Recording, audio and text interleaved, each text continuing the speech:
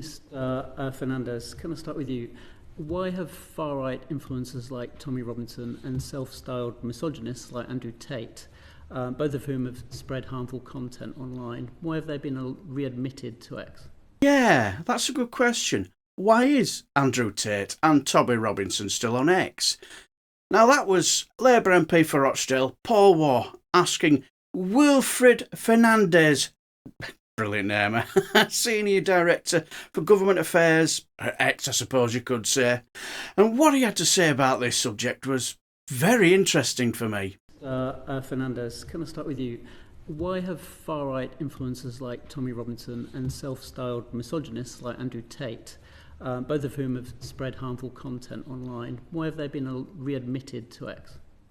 So shortly after the acquisition in late 2022, we instituted an amnesty program that allowed accounts who had previously been suspended to reapply for reinstatement, so long as their violations did not violate the law, and those accounts were included in that program. So Andrew Tate once tweeted, "If you put yourself in a position to be raped, you must bear some responsibility." Would that be acceptable now on X? I can't speak to specific hypotheticals, but our teams would evaluate that under our policies. What's your view? I mean, I'm not a trusting... Not a hypothetical, it's a real example, he has said it. Yeah, I'm not a safety professional. It's not what I do day to day, so I would leave that to our experts on the team. And during the riots, Tommy Robinson was regularly tweeting that Islam was a mental health issue. He shared videos of the disorder. He encouraged people to join in the disorder. Would that be allowed again? I can't speak to that specific post. However, if the chair would allow, I have brought some examples for members of the committee of community notes that both Mr. Robinson and Mr. Tate received in the wake of the Southport attack. We saw community notes in action, providing useful context and helpful context for people on X to address potentially misleading information. So I have copies of those.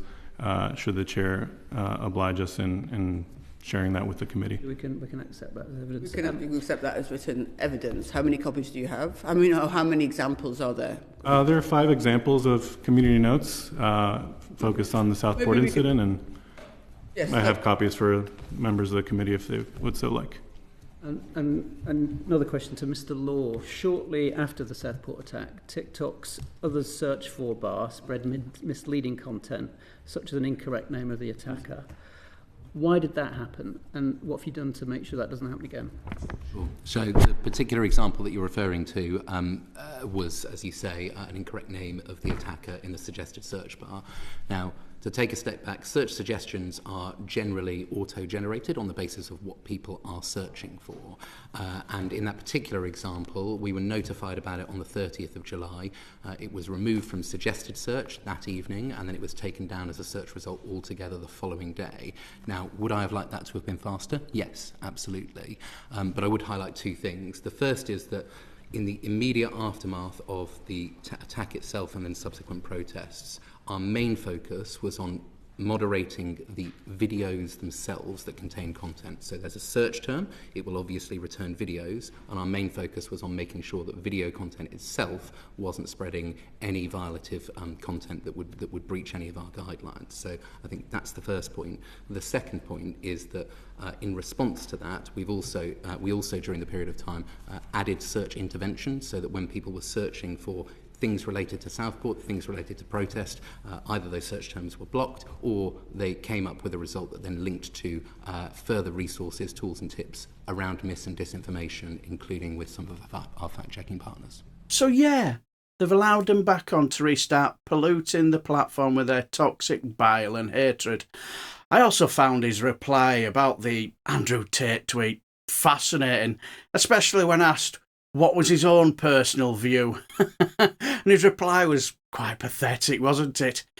Wilfredo, my dear boy, I'm no safety professional either, but even I know that tweet is unacceptable. You can say so, you know.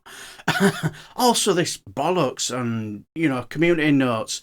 Who was the most community noted person during the last US election, if I remember rightly? I'm sure it was Elon Musk. And whose side was he on? Yeah, that's right, the screaming man babies. So these community notes, basically, they're not worth the paper they're written on. They're just about as much use as a fart in a lift, aren't they? And I also did find the interaction with a guy from TikTok quite interesting too. But what do you guys think? Let me know down below. And if you enjoy everything House of Commons and Select Committee meetings, give us a like and subscribe, and I shall bid you farewell and take care, my friends.